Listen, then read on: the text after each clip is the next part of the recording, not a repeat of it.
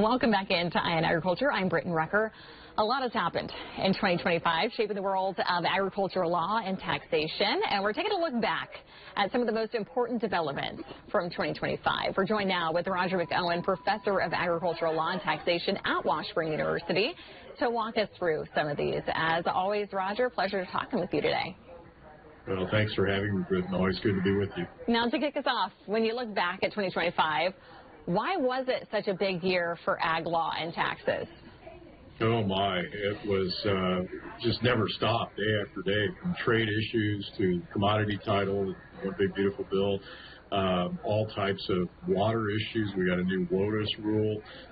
We had all types of legal issues in the courts with respect to antitrust issues. Just on and on and on it went. We could throw labeling in on that, too.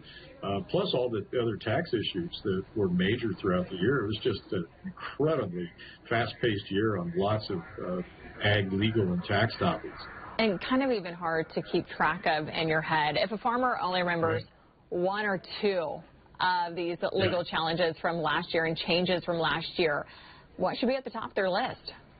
Well, I think probably most farmers are going to have at the top of their list the tax changes in the One Big Beautiful Bill Act. And coming into the year, a lot of farmers were concerned what was going to happen to the federal and state tax exemption. Was it going to collapse back down, maybe get cut in half? If so, that's going to create major estate planning issues for many farmers. And, of course, we got a permanency of the higher exemption rates pegged at $15 million and then set pegged for inflation after 2026. So that was a relief. And then the reinstatement of bonus depreciation at 100%, will ramp up an expense by the depreciation. So in your capital asset purchases, that's a big deal for farmers and ranchers. So there was a lot of concern about those things coming into the year, and that was fortunately came out pretty good for farmers in 2025. Now, Roger, there's been a lot of talk about pesticide lawsuits. What's changed in 2025 that's really caught your attention? Well, just a number of lawsuits across the country. Of course, this is the Roundup litigation. That's what we're talking about. And out west, we've got now multi-district litigation that has moved up into the state of Washington, where they're pulling a whole bunch of cases together out of California and off the West Coast.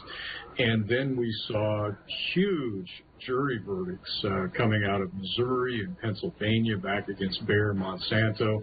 And we've also got a split amongst the circuit courts of appeal. And right as we ended 2025, the Solicitor General for the U.S. asked the U.S. Supreme Court to clear up the distinction between the Third Circuit and the Ninth Circuit on the impact of state labeling laws and whether those conflict with the Federal Insecticide, Fungicide, Rodenticide Act. So this issue is going to continue on into 2026 if the U.S. Supreme Court takes that case.